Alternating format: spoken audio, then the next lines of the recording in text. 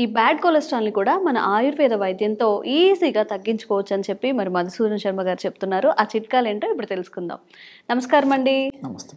చాలా మందికి ఇప్పుడు మన ఫుడ్ హ్యాబిట్స్ కానివ్వండి, బయట దొరికే ఫుడ్ ఎక్కువ తినడం వల్ల కానివ్వండి, ఎప్పుడు పడితే అప్పుడు ఎక్కువ జంక్ ఫుడ్ తినడం వల్ల కానివ్వండి, ఎక్కువ బ్యాడ్ కొలెస్ట్రాల్ అనేది స్టోర్ అయిపోతుంది బాడీలో. మరి ఈ బ్యాడ్ కొలెస్ట్రాల్ రాకుండా ఉండాలంటే ఏం చేయాలి? వచ్చిన వారు వేరే వేరే మెడికేషన్స్ తీసుకొని దానివల్ల సైడ్ ఎఫెక్ట్స్ అయి ఆరోగ్యం చెడిపోయిన వాళ్ళు కూడా ఉన్నారు. కాబట్టి మన ఆయుర్వేద్యంలో ఎలాంటి చిట్కాలు పాటిస్తే దీన్ని త్వరగా తగ్గించుకోవచ్చు? ఈ రోజుల్లో చిన్న వయసు నుంచి ఈ సమస్య మొదలవుతుందమ్మా. కొలెస్ట్రాల్ సమస్య. కొలెస్ట్రాల్ సమస్య అంటే కొలెస్ట్రాల్ నిజంగా బాడీకి అవసరం అమ్మా. మన దేహ ధర్మాలు సజావుగా సాగాలన్నా, మన బ్రెయిన్ బాగా పనిచేయాలన్నా, మన గుండె బాగా పనిచేయాలన్నా, సమస్తమైనటువంటి శరీరం బాగా పనిచేయాలంటే కొలెస్ట్రాల్ తప్పకుండా ఉండాలమ్మా. కానీ ఈ కొలెస్ట్రాల్లో మంచి కొలెస్ట్రాల్ ఉంటుంది, చెడు కొలెస్ట్రాల్ ఉంటుంది. సో మంచి కొలెస్ట్రాల్ అనేది చాలా చాలా అవసరం అనమాట. చెడు కొలెస్ట్రాల్ బాడీలో ఎంత పెరిగితే అన్ని రకాలుగా శరీరాన్ని ఇబ్బంది పెడుతూ ఉంటుంది. సో ఈ కొలెస్ట్రాల్ తయారీకి కేంద్ర స్థానము లివర్. సో మన దేహానికి దైనందిన జీవితంలో ఎంత అవసరమో, ఎంత కొలెస్ట్రాల్ అవసరమో, ఏ పద్ధతిలో అవసరం ఆ పద్ధతిలో ప్రకృతి ఆ విధంగా నిర్మించిందమ్మా మన బాడీని. సో లివర్ కొలెస్ట్రాల్ తయారు చేసుకుంటుంది. కానీ వివిధ రకాల కారణాల రీత్యా మనం బయట నుంచి అందించేటువంటి కొలెస్ట్రాల్ లోడ్ కూడా ఎక్కువైపోతుంది. పోనీ ఆ మంచి కొలెస్ట్రాల్ ఏదన్నా బయట నుంచి అందించగలిగితే లివర్కు సపోర్ట్ అవుతుంది, కానీ మనం అలా చేయట్లేదు అనమాట.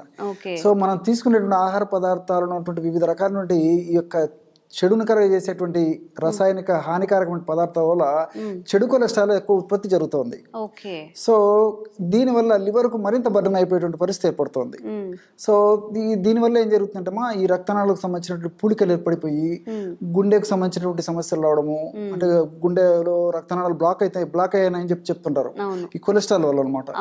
సో అదేవిధంగా మెదడుకు సంబంధించినటువంటి రక్తనాళాలు బ్లాక్ అయినప్పుడు పెరాలసిస్ లాంటి సమస్యలు వస్తుంటాయి. అదేవిధంగా ఈ కాళ్ళకు సంబంధించిన రక్తనాళాల్లో ఈ యొక్క కొలెస్ట్రాల్ ఇటువంటి వాటి లాక్ అయినప్పుడు ఈ వెరికోస్ వెయిన్స్ ఇలాగ మందంగా అయిపోయేసి కాళ్ళు నరాలు ఉబ్బడం ఇలా జరుగుతుంటుంది. ఇలా రకరకాల సమస్యలు వస్తుంటాయమ్మా. మెయిన్ ఈ చెడు కొలెస్ట్రాల్ వల్ల. ఈ చెడు కొలెస్ట్రాల్ నే LDL అంటారు అనమాట. లో డెన్సిటీ లైపోప్రోటీన్స్ అంటారమ్మా. సో మంచి cholesterol HDL, high density lipoproteins అంటారు అనమాట. సో HDL అనే కొలెస్ట్రాల్ మన దేహంలో ఎంత ఎక్కువ ఉంటే అంత మంచిదమ్మా. సో LDL కొలెస్ట్రాల్ ఎంత తక్కువ ఉంటే అంత మంచిది. దీనికి తోడు VLDL కొలెస్ట్రాల్ అని చెప్పేసి ఒకటి ఉందమ్మా. అది ఎక్కువ ప్రాధాన్యత ఇవ్వరు, అది కూడా మన బాడీకి మంచిది కాదు. వెరీ లో డెన్సిటీ లైపోప్రోటీన్స్ అని చెప్పేసి. అదేవిధంగా ట్రైగ్లిజరైడ్స్ అని చెప్పేసి హానికారకంగా పరిణమించే ఒక రకమైనటువంటి ఆ చెడు కొవ్వులు కూడా మన దేహంలో రక్తంలో సంచరిస్తుంటాయమ్మా. సో మనకు ఇవన్నీ తగ్గిపోయి HDL బాగా పెరిగేందుకు, గుండె జబ్బులు రాకుండా ఉండేందుకు, మెదడుకు సంబంధించినటువంటి జబ్బులు రాకుండా ఉండేందుకు, రక్తనాళాలకు సంబంధించిన సమస్యలు రాకుండా ఉండేందుకు ఇప్పుడు నేను చెప్పబోయేటువంటి టిప్ చాలా అద్భుతంగా పనిచేస్తుందమ్మా. కేవలము వాము, దాల్చిన చెక్క. వాము తెలుసు కదా, అజవాయిన్, ఓము అంటారు అనమాట. సో వామును తెచ్చుకొని దొరగా వేయించేసేసి పౌడర్ చేసేసి ఫర్ ఎగ్జాంపుల్ ఒక 30 grams తీసుకోవాలమ్మా.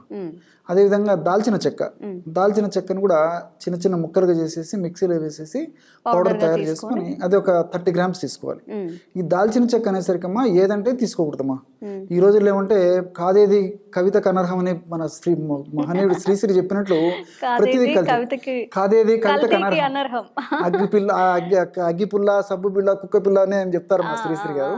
సో ఇప్పుడు ఏంటంటే ఇది కూడా ఏంటంటే కొన్ని కెమికల్స్ లో ఆ వాసన వచ్చేటువంటి కెమికల్స్, దాల్చిన చెక్క కాదు, పాలు కాదు, పెరుగు కాదు, కూరగాయలు కాదు, ఏమీ కాదు, అన్ని కలితేమా. సో జస్ట్ ఫ్లేవర్ ఆ స్మెల్ వచ్చేటట్టు చేసేసి అమ్మాయి పరిస్థితి దౌర్భాగ్యమైనటువంటి పరిస్థితి ఉంది. కాబట్టి దాల్చిన చెక్క బాగా మందంగా ఉండాలమ్మా.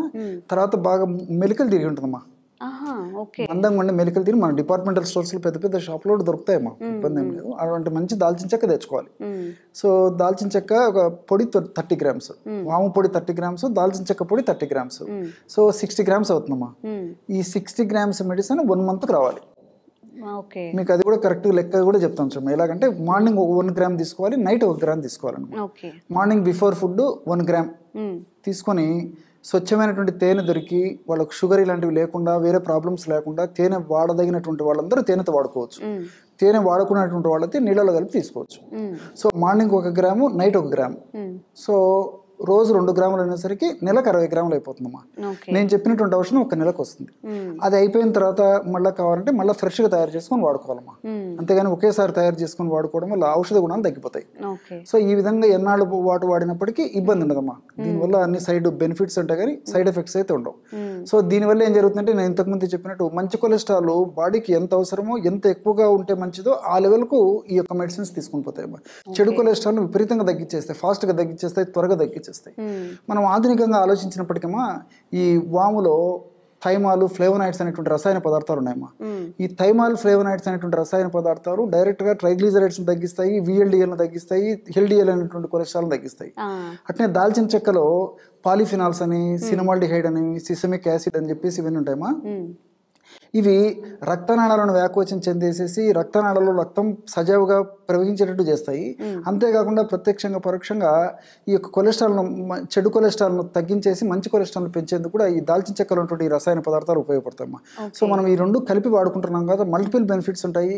తర్వాత ఈ రోజుల్లో సర్వసాధారణంగా చాలా మందికి అవగాహన లోపం చేత డాక్టర్ల సలహా కూడా లేకుండా విచ్చలవిడిగా విచక్షణ రహితంగా ఈ యొక్క కొలెస్ట్రాల్ మెడిసిన్స్ వాడుతున్నారమ్మా.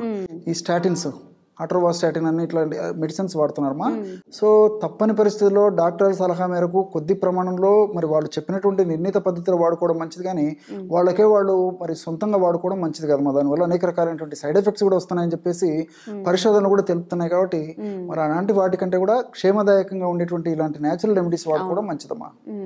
సార్, జనరల్గా ఇప్పుడు ఏమన్నా మనం ఆయుర్వేదం వాడినప్పుడు ఇంగ్లీష్ మెడిసిన్ వాడొద్దు అంటారు. అవి వాడినప్పుడు ఇది సరిగా వర్క్ చేయదని నిజమేనా? తప్పమ్మా, అది అపోహమా. ప్రజలలో సరైన అవగాహన లేక, ఆరోగ్య స్పృహ లేక వాళ్ళు ఉన్నటువంటి అభిప్రాయం, కానీ దానికి దీనికి సంబంధం లేదమ్మా. రెండేది ఏంటంటే రెండు కలిపి వాడుకోకూడదమ్మా. ఆధునిక కృత్రిమ ఔషధాలు ప్లస్ ఆయుర్వేదం, ఈ న్యాచురల్ మెడిసిన్స్ ఇన్ జనరల్ గా రెండు సైమల్టేనియస్ ఒకటేసారి కలిపేసుకోవడం వల్ల చేయకూడదమ్మా.